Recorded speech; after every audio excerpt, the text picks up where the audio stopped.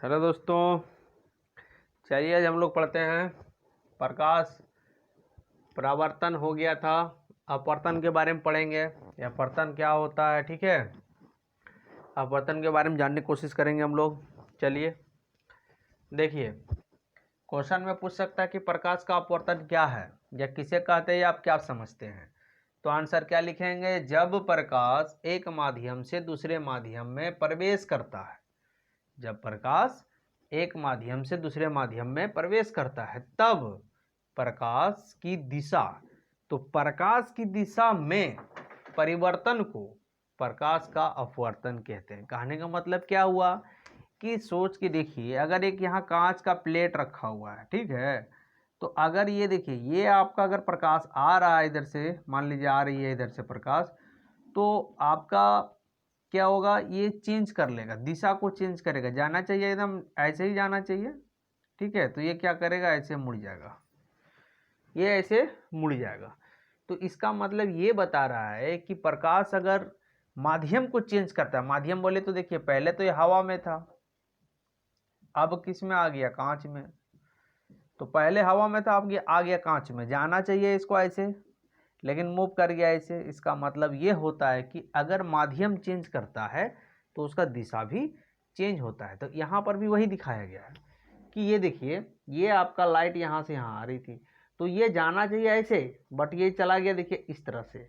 फिर जब ये निकलते समय इसको निकलना चाहिए ऐसे, निकलना चाहिए ना, ये ऐसे ऐसे करके निकलना चाहिए यहाँ पर सीधा में, तो ये ऐसे मूव कर गया। तो कहने का मतलब ये हुआ कि अगर इसका माध्यम चेंज होता है तो इसका दिशा भी चेंज हो जाता है। यहाँ यही सब कर रहा है। और यहाँ एक चीज ये भी बता रहा है, देखिए एंगल चेंज नहीं होता। देखिए जो एंगल यहाँ है वही एंगल यहाँ पर भी है, सिर्फ नाम चेंज हुआ है। ये I1 है तो यहाँ I2 है, ये सॉरी I1 है, ये यहाँ पर क्या है, R2 है। यहाँ पर देखिए R1 है तो यहाँ पर I2 है, ठीक है। तो कहने का मतलब ये एंगल जो I2 है, यहाँ I1 है, ये एंगल चेंज नहीं हो रहा है, दोनों सेम है। यहाँ पर भी दोनों सेम है, ये एंगल यहाँ दोनों में चेंज नहीं हो रहा है। बस इसी को दिखा रहा है। जाना चाहिए ऐसे, ये देना चाहिए, देखिए ऐसे जाना चाहिए, तो ये ऐसे मूव कर गया है। वही दिखा रहा है कि अगर माध्यम चेंज होता है तो उसका दिशा भी चेंज हो जाता है, ठीक है। अब देखिए इसका नियम क्या कहता है, इसके नियम के बारे में कुछ जानते हैं। प्रकाश के अपवर्तन के नियम लिखिए। तो नियम क्या होता है, आपतित किरण, ये आपतित किरण, ठीक है, अपवर्तित किरण तथा दोनों माध्यमों को अलग करने वाले पृष्ठ के आपतन बिंदु पर अभिलंब सभी एक ही तल में होता है। सभी क्या होता है, एक ही तल में होता है। तल हम पहले भी पढ़ा चुके हैं, वो बिंदु का जो आपका, ठीक है, तो एक ही तल में होता है। एक चीज यहाँ पर देखिए, दूसरा नंबर में क्या लिखा है कि आपतन कोण की ज्या, जिसको साइन कहा जाता है, तथा अपवर्तन कोण की ज्या, ठीक है, का अनुपात स्थिर होता है। कहने का मतलब ये लिख सकते हैं यहाँ पर, अर्थात क्या लिख सकते हैं कि साइन आई, ठीक है, sine i by sine r, ये क्या हो जाएगा, स्थिरांक होगा, स्थिरांक, ठीक है, ये स्थिरांक हो जाएगा। यही चीज को यहाँ बताया है, यही चीज को यहाँ बताया है नंबर 2 में, ठीक है। क्या हो जाएगा, sine i by sine r, ठीक है, ये चीज को बताया है यहाँ पर, ठीक है। तो ये हो गया इसका नियम। तो कोई बड़ी बात नहीं है, आप लोग पहले भी परावर्तन के बारे में पढ़े हैं। अपवर्तन चेंज होता है, माध्यम चेंज करता है। परावर्तन होता क्या था कि जैसे ये मान लेते हैं एक आपका दर्पण है, तो ये आपका लाइट आई तो यहाँ से रिफ्लेक्ट कर गया, ठीक है, तो ये हो गया परावर्तन, आपतित किरण और परावर्तित। लेकिन यहाँ पर क्या है, मीडियम चेंज होता है। देखिए ये आने के बाद देखिए ये चेंज, दिशा चेंज होता है। ये दोनों में फर्क यही है, ठीक है। आगे हम लोग देखेंगे। और देखिए दोस्तों, ये जो है अपवर्तनांक, यहाँ से हम लोग क्या क्या पढ़े हैं, अपवर्तन किसे कहते हैं, अपवर्तन का नियम, और अपवर्तनांक से आप क्या समझते हैं। ज़्यादा क्वेश्चन यहाँ से नहीं पूछा जाता है, इसलिए ज़्यादा टेंशन लेने कोई बात नहीं है। जितना लिखा दिए आप लोग उतना नोट्स बना लीजिए, इससे बाहर क्वेश्चन नहीं जाएगा। आप आराम से पूरा 100 में 100 आप करके आइएगा, ठीक है। तो मेरे साथ साथ नोट्स बनाइए आप लोग, कभी भी दिक्कत नहीं होगी। अगर आप लोग अपना हिसाब से बनाएंगे तो फिर आप लोग अपना समझिए, ठीक है, लेकिन जैसे बता रहे हैं वैसे बनाइए, बिल्कुल कभी दिक्कत नहीं होगा। अब यहाँ देखिए कि अपवर्तनांक से क्या समझते हैं, तो क्वेश्चन हो गया ये, तो इसी को हम लोग डैश दे के लिखे, किसी पारदर्शी, पारदर्शी मतलब जो आर पर दिखने का चीज हो, पारदर्शी माध्यम, माध्यम मतलब जरिया जिससे जाने का, ठीक है ना, का अपवर्तनांक प्रकाश की निर्वात में चाल, प्रकाश की निर्वात, निर्वात मतलब हवा का वो झोंका नहीं, एकदम निर्वात का मतलब शून्य, ठीक है, निर्वात में चाल तथा प्रकाश की इस माध्यम, देखिए यहाँ समझिए माध्यम दो हो रहा है ना, एक पारदर्शी माध्यम का अपवर्तनांक प्रकाश की निर्वात में चाल तथा, देखिए चेंज हो गया, तथा प्रकाश की इस माध्यम में चाल के अनुपात को अपवर्तनांक कहते हैं। अपवर्तनांक को स्मॉल एन से डिनोट किया जाता है दोस्तों, ठीक है। अपवर्तनांक बराबर क्या है, निर्वात में प्रकाश की चाल डिवाइडेड बाय माध्यम में प्रकाश की चाल, ये आपका बन गया, यहाँ से कोई दिक्कत नहीं है, ठीक है, ये बन गया।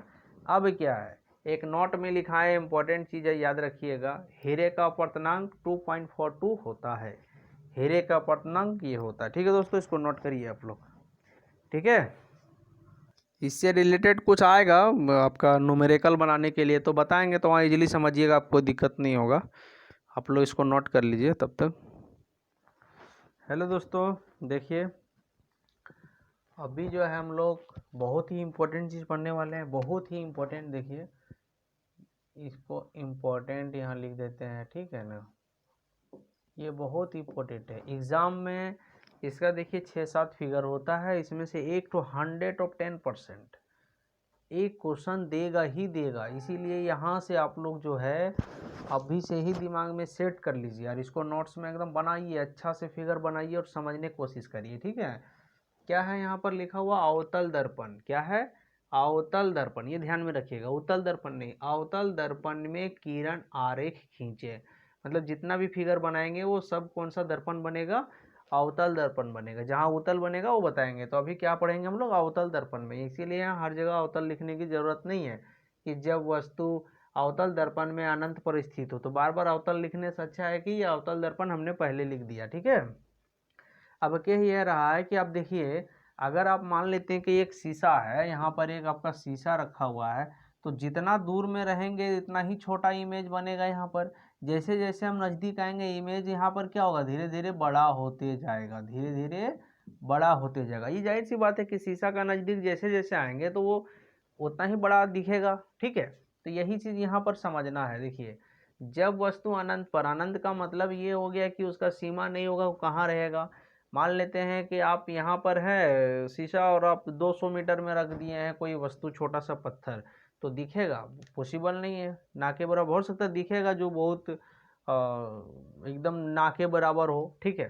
तो देखिए यहाँ क्या हो सकता है कि जब वस्तु अनंत पर हो, अनंत मतलब देखिए ये एकदम बहुत अनंत, डॉट डॉट दिखाए हैं मतलब बहुत दूरी में हो, तो ऐसा स्थिति में क्या होता है कि एक दर्पण लिए हम M और N, तो ध्रुव P होता है, हम लोग जान चुके हैं। अब देखिए यहाँ से रे जा रही है, ये किरण है, ठीक है नहीं, इस तरह से देखिए ये किरण जा रही है, जाने के बाद ये रिफ्लेक्ट हुआ, देखिए यहाँ से किरण गई, यहाँ से रिफ्लेक्ट हुआ, रिफ्लेक्ट होने के मतलब परावर्तन हुआ, परावर्तन होने के बाद देखिए आपका F पर कट रहा है, F का नाम क्या है, मुख्य फोकस, पहले पढ़ चुके हैं। और एक यहाँ देखिए रे जा रही है इसी तरफ, ये मुख्य अक्ष है जिसको बोलते हैं ना, मुख्य अक्ष, मुख्य अक्ष जिसको बोलते हैं, इसी का समानांतर ये किरण जा रही है, इसी का समानांतर ये किरण जा रही है। ये भी देखिए दर्पण से टकराने के बाद जस्ट ये परावर्तन हुआ, परावर्तन होने के बाद कहाँ कट रहा है, F पर, और ये दोनों ये कटता है, इस जगह का हम लोग का नाम क्या देते हैं, मुख्य फोकस। तो हम लोग मुख्य फोकस से अभी मतलब नहीं है। और ये देखिए क्या है, इसका नाम हम लोग पढ़ चुके हैं, आपका वक्रता केंद्र, ठीक है। तो ये हमेशा P जो होता है, P से वक्रता केंद्र, फोकस दूरी जितना होता है इसका डबल दूरी कौन होता है, वक्रता केंद्र। और वक्रता केंद्र का आधा कौन होता है, वक्रता त्रिज्या का आधा कौन होता है, फोकस दूरी, इसको हम लोग फोकस दूरी कहते हैं और इसको वक्रता त्रिज्या, इसके बारे में हम समझाए हैं। अब देखिए जब ये कट गया तो वस्तु, ये प्रतिबिंब कहाँ बन रहा है दोस्तों, इस जगह पर। तो देखिए प्रतिबिंब दिखता है, नहीं दिख रहा ना, देखिए यहाँ प्रतिबिंब तो थोड़ा कुछ बड़ा दिख रहा है, यहाँ एकदम ना केवल एक बिंदुकार का होता है। तो यहाँ पर 3 पॉइंट लिखना पड़ता है। पहला, स्थिति क्या है, आकार क्या है और प्रकृति क्या है, इसके बारे में जब फिगर बना तो हम लोग इसको कैसे बनाएंगे। ये डॉट लाइन जो है अभिलंब है, ठीक है। अब देखिए यहाँ क्या है, स्थिति, तो स्थिति प्रतिबिंब F पर बनेगा। तो देखिए प्रतिबिंब कहाँ बन रहा है दोस्तों, F पर। दूसरी बात, बी में आकार इसका कैसा होगा, बहुत ही छोटा। जब हम वस्तु को इतना दूर में रखेंगे तो प्रतिबिंब कहाँ बनेगा, F पर, लेकिन कैसा, एकदम छोटा, ठीक है। प्रकृति किस टाइप का बनेगा, तो अवतल दर्पण में फिक्स है आपका 5 फिगर जो बनेगा वो वास्तविक उल्टा होगा, छठा फिगर आपका सीधा होगा। वो कैसे, वो बताएंगे। तो प्राकृतिक क्या हो जाएगा इसका दोस्तों, वास्तविक तथा उल्टा होगा, वास्तविक तथा उल्टा होगा, ठीक है ना। तो ये इसका हो गया स्थिति, आकार और प्रकृति। ये कभी कभी क्वेश्चन लिखने के लिए आता है, तो जब फिगर आएगा तब को ये सब समझना पड़ेगा। अब देखिए, अब जैसे पहले तो वस्तु अनंत पर रख चुके हैं, अब देखिए धीरे धीरे इसको खिसकाते हैं, ले जाएंगे। यहाँ अनंत हो गया, ये अनंत, देखिए ये अनंत है। अब यहाँ पर आ जाएंगे कहाँ पर, ये आपका आ जा रहा है, ये अनंत और ये सी के बीच में, देखिए ये अनंत है और ये सी है, ये सी है ना, इसके बीच में देखिए आप वस्तु को यहाँ रख दिए। पहले कहाँ था वस्तु, अनंत पर, अब कहाँ आ गया, सी और अनंत के बीच, इस जगह पर ऑब्जेक्ट यहाँ पर आ गया। देखिए वही क्वेश्चन लिखे, जब वस्तु अनंत, अनंत मतलब ये, तथा सी, सी कहाँ है, देखिए ये के बीच स्थित हो। तो देखिए दोनों के बीच में स्थित है वस्तु यहाँ। तो क्या होता है, जब यहाँ पर वस्तु कोई रखेंगे हम, तो यहाँ से ये रे निकलेगी, यहाँ पर जाएगी और ये टकराएगी कहाँ, दर्पण से, और ये परावर्तन होके, सॉरी हाँ, परावर्तन होकर के ये टकरा के यहाँ एफ से कटते हुए इस जगह पर आएगी। एक रे और निकलेगी जो वो दर्पण से टकराएगी और पुनः फिर उसी दिशा में घूम जाएगी। देखिए ये घूमने का दिखाए हैं। तो कहने का मतलब ये दोनों रे कहाँ कट रहा है, देखिए इस एरिया पर। पहले प्रतिबिंब कहाँ बना दोस्तों, एफ पर। अब देखिए प्रतिबिंब कहाँ बन रहा है दोस्तों, यही प्रतिबिंब का हाइट हो गया, ये प्रतिबिंब का हाइट हो गया। तो प्रतिबिंब देखिए यहाँ से दिख रहा है ना, ए डैश और बी डैश। पहले वस्तु देखिए कितना बड़ा है, ए और बी इतना बड़ा वस्तु है, लेकिन प्रतिबिंब कितना बना, छोटा बना, इससे छोटा बन रहा है। तो कहने का मतलब ये हुआ कि प्रतिबिंब जो बन रहा है आपका ए डैश और बी डैश है, ठीक है। लेकिन कहाँ, स्थिति देखिए कहाँ बन रहा है, सी और एफ के बीच। देखिए दोस्तों सी और एफ के बीच बन रहा है। पहले वस्तु कहाँ बन, प्रतिबिंब कहाँ बना, एफ पर।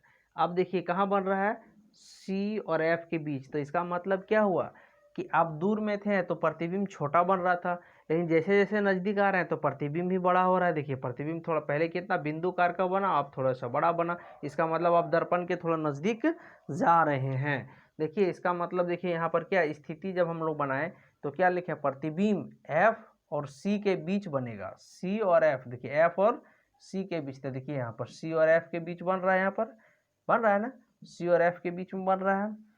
आकार कैसा होगा, छोटा ही होगा। क्यों, देखिए वस्तु इतना बड़ा है, इससे तो छोटा ही बन रहा है। अभी तो वस्तु के बराबर नहीं बना है। वस्तु मान लीजिए इतना बड़ा रखे हैं तो प्रतिबिंब इतना बड़ा बन रहा है, इतना बड़ा बन रहा है, ठीक है। अब देखिए प्रकृति, प्रकृति क्या, वही वास्तविक तथा उल्टा होगा, इसमें तो कोई चेंजिंग नहीं हो रहा है। लेकिन ये चीज़ को समझना है, जैसे जैसे नज़दीक आ रहे हैं वैसे वैसे प्रतिबिंब भी बड़ा होते जा रहा है, ठीक है। और फिगर बनाते हैं दोस्तों, धीरे धीरे समझ में आ जाएगा आप लोग को।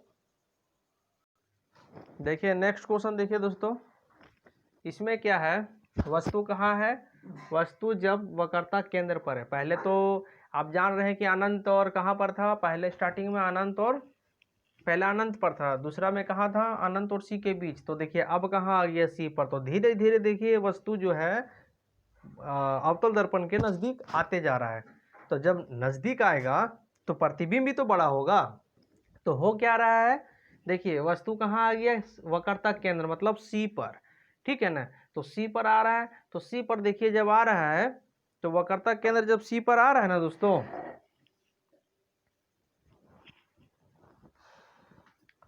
तो देखिए इसका फिगर कैसे बनेगा। जब यहाँ पर वस्तु है, देखिए ए और बी हमेशा वस्तु दिखाता है, ए डैश बी डैश जो दिखाता है वो प्रतिबिंब दिखाता है, जो कितना बड़ा बन रहा है।